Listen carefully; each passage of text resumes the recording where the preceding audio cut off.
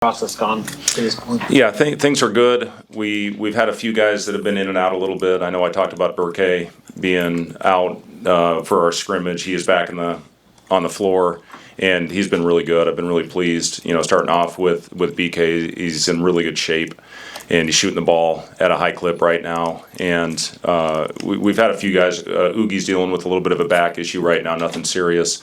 And Jared had a little bit of a foot sprain. So he's out for most of this week, hopefully get him back on the floor at the end of this week. Other than that, we've had everybody out there. And I'll say this, it's a very competitive group.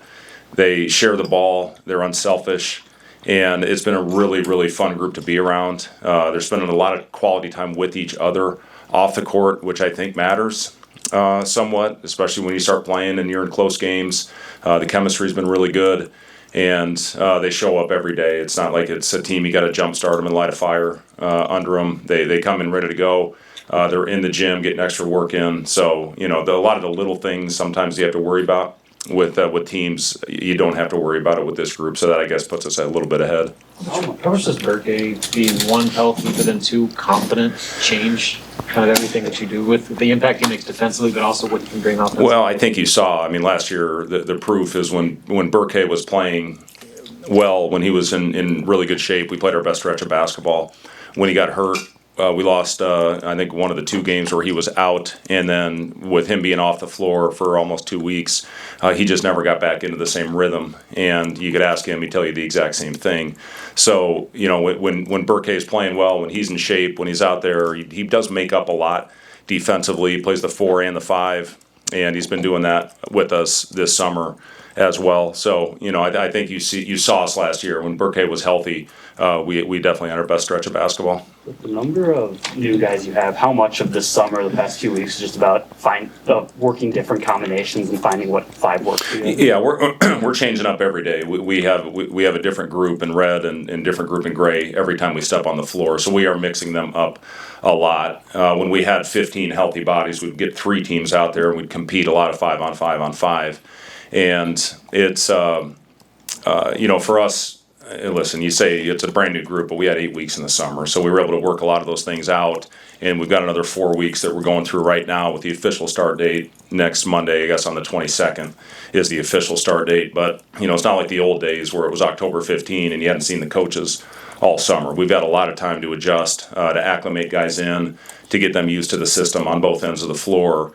And, listen, we're still working things out like everybody. Those 4 hours go very quickly. And, once we get the 20 hours starting on the 22nd, having longer days out there with the guys and being able to work things more, watching more film with them once we get to 20 hours is an important part of the process. But we've had a lot of time with these guys. But listen, until you start playing against other teams, which our first opportunity will be BYU, which will be a top 10 test. I think it'll be one of the most athletic teams in the country. We'll know a lot more about ourselves. We'll have another scrimmage on Friday, and again, once you start getting up and down for sustained, we have to take 2 days off in a row essentially to have enough time for the scrimmage on Friday. But that'll be pretty much the end to our fall workouts going into the start of camp on the 22nd. Coach, when we last spoke to you here, Reink was just coming back from physical play. How's he looking out there? Reink's been great. You can see him getting more comfortable. He was very rusty, obviously expected with the amount of time that he had off after the knee surgery. But he's in a really good place right now. And he's, again, with Reink out there, everything's smoother when he's on the floor. He's a very good pick and roll defender when he's at the level in our system. He's got good hands. He gets a lot of deflections out there. He knows how to use his body. Has he lost a little bit of his athleticism? Probably, as anybody would when they go through what he did. But his timing is coming back, and you can just see the plays that he makes. Not very often does a 6'9" guy lead you in assists, but we missed that last year as a playmaker and a floor spacer as well, creating the open lanes. We've got more easy baskets, more layups than we got a year ago, because a lot of times with our inability to shoot it at the 5, there was a defender at the front of the rim, which took away a big strength, I think, to what the previous year's team was shooting and lanes to the basket. So just everything opens up with Reink on the floor. And listen, the leadership part of it. You can try to lead when you're not playing, but his focus last year was getting healthy and going through the rehab. So to have him out there, reestablishing himself as the leader of this group has been important for this team as well. I know you've said some nice things about Frager. What's the key for him over the next month or two? Yeah, I've been really happy with Braden, and for him, the biggest thing is consistency. And he's going to go through some ups and downs, highs and lows. He's 18 years old. I think sometimes you forget that he came in as a 17-year-old freshman, and the decision to develop him and redshirt him. And I know I've talked a lot about this. We debated, do we take the redshirt off when we went through that losing streak, and then we won, I think, 5 or 6 in a row after that. So we kept it on him. But he's, for a team that needs athleticism on the floor, he provides that. He had 2 highlight level dunks last week. I think it was on Friday when he just went over top of 2 guys. And another one on a back cut. He had a great cut. Reink hit him and almost hit his head on the rim. So he brings a level of athleticism that our group needs, especially losing Bryce and losing Jawan. And, but again, the biggest thing is consistency. You can go through so much on the scout team and the confidence that you play with in the role that you have, and you tell them to shoot it every time. Now it's about shot selection. Are you taking the right shots?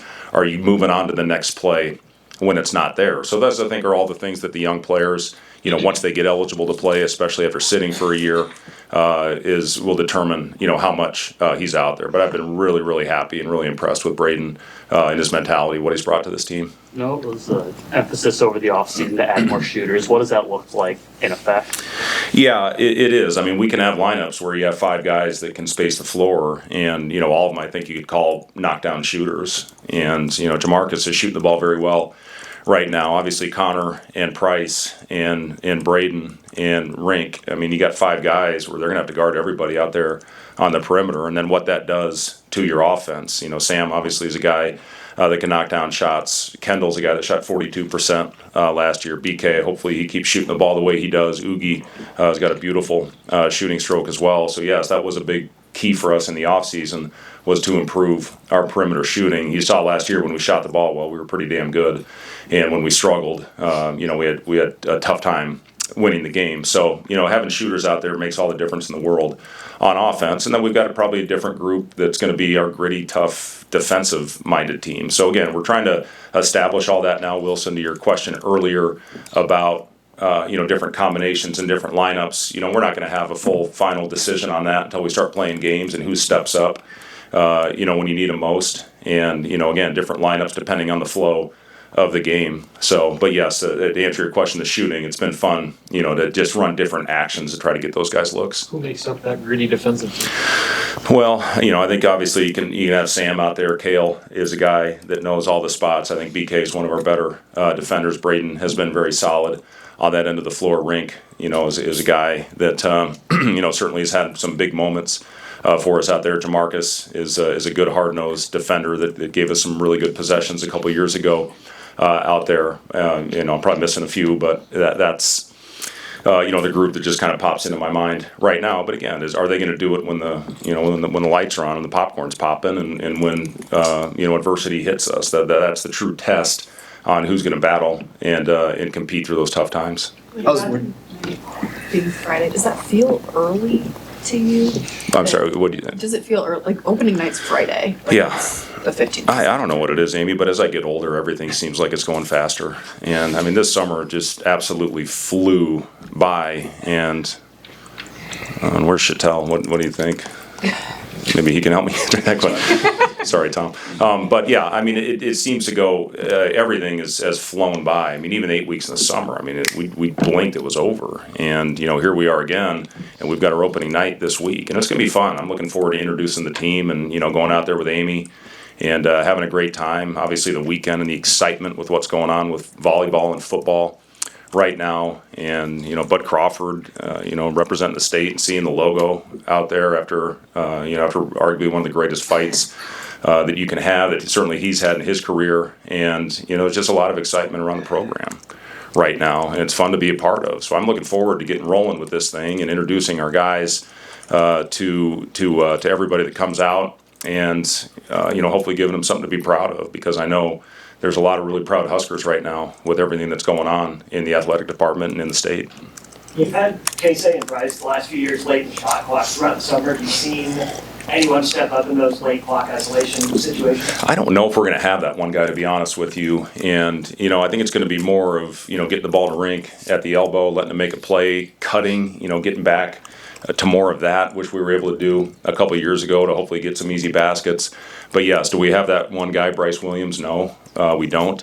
And, we're looking at different guys. Price can manufacture his own shot. Braden can manufacture his own shot. Jamarcus, can get his own shot up. But this is going to be more of a movement. We have very few stagnant possessions, where we get the ball in one guy's hands and let him go to work and let him operate. And this is going to be more of that type of team that has movement, throughout the possession and hopefully make the right plays. How's the transition been for Leo and Quinton as freshmen? Yeah, it's an adjustment. There's no doubt about it, as it was for me, as it was for everybody that steps on campus for the first time. Leo missed a pretty good portion of the summer, but had an unbelievable experience and played great on his national team, which was a really good experience for him.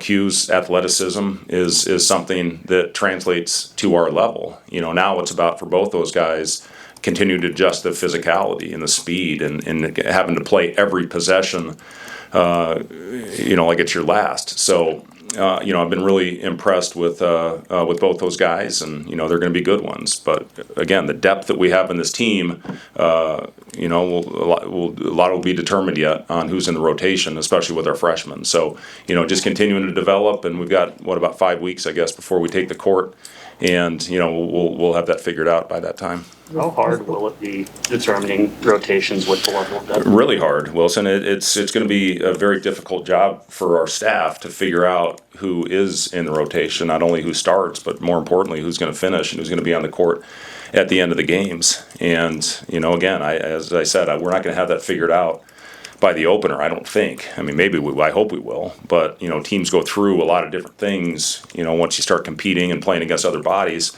So, it is, though. I think I've got it figured out a little bit, and then the next day somebody will step up and play great that I thought may not have as big a role, or somebody you think is going to be a staple, may have a week where they don't play as well. So there's still a lot, going on as far as determining who will be in it, but we're statting everything. We stat every practice.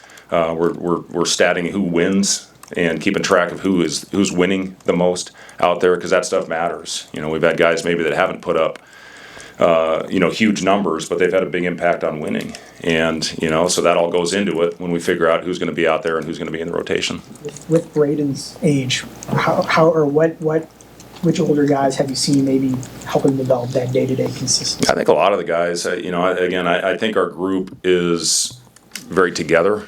And, I know everybody would probably say that right now before you start playing games. The challenge is, are you going to stay together, once roles change and that type of thing. But, yeah, everybody's been really good. We challenge them every day, to be a great communicating team. And, sometimes we're really good. Sometimes when things get tough, we're not so good. But we had individual goal meetings with each guy last week. We just finished those up on Friday. And, in those meetings, we talked about their basketball goals. They talked about their individual goals. We talked about their off-court goals. And we have the whole staff in there, the support staff, Kurt, our strength coach, our trainer, Andrew, our sports scientist, our sports psychiatrist, everybody's our nutritionist, and the whole coaching staff is in there. And our job is to hold those guys accountable for what their goals are and to do everything we can to help them achieve those goals, both collectively as a team and individually. So the one thing they all say is communicate, and we got to stay together. Now the proof is going to be, are we going to do that when things get tough? And it can't be lip service. We can't go in there and, I checked the box. I went through my goal meeting with the staff, and now when things go out there, I don't live up to those standards. So, we've done a lot of those things with this group and culture meetings every week and bringing in speakers and that type of thing. So, it's a matter of now, is that going to carry over, or are we going to do that when times get tough? Coach Matt Will and the players in football talk about how new facilities and everything around them has helped them be better athletes. I know you're not in season yet, so maybe this is a question for when the season starts. How have you seen the players been able to recover or use the facilities better to practice better in preseason?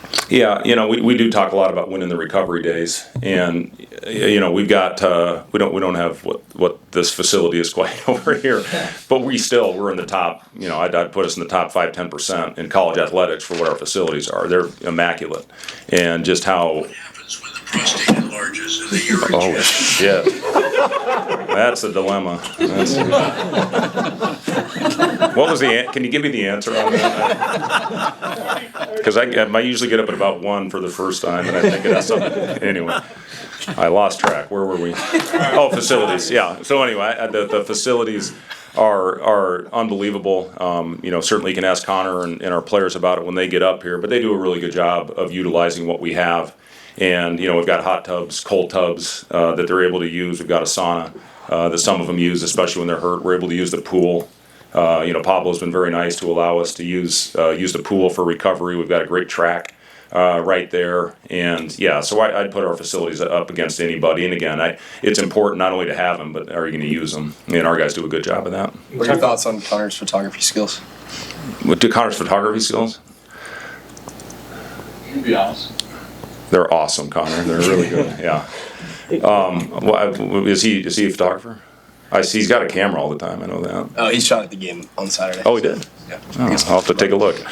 With Connor, I asked about him as well, but he's one of your more visible players. You talk about player leadership. I guess what's his role in that, especially with kind of coming back to one of the most veteran players? Yeah, and Connor talked a lot about that in his goal meeting is, being a better leader for our team and being more vocal and helping guys like he's been unbelievable for Braden. And, I'll let Braden talk about their relationship. You see the corny handshake they're doing back there right now. But, they those guys are Connor has been very good for Braden in a lot of ways, not only on the court, but probably more importantly, what is meant to him off the court.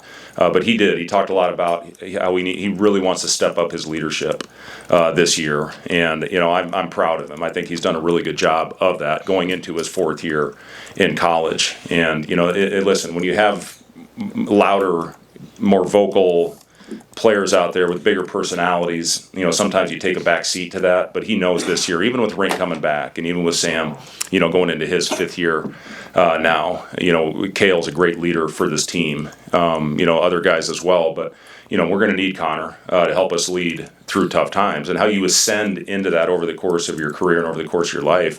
What he's doing is going to help him, once he starts with his professional basketball career after whatever it is, this year, next year, if they get a 5th year, yet to be determined. But yeah, I'm proud of Connor. Coach. All right, thanks guys.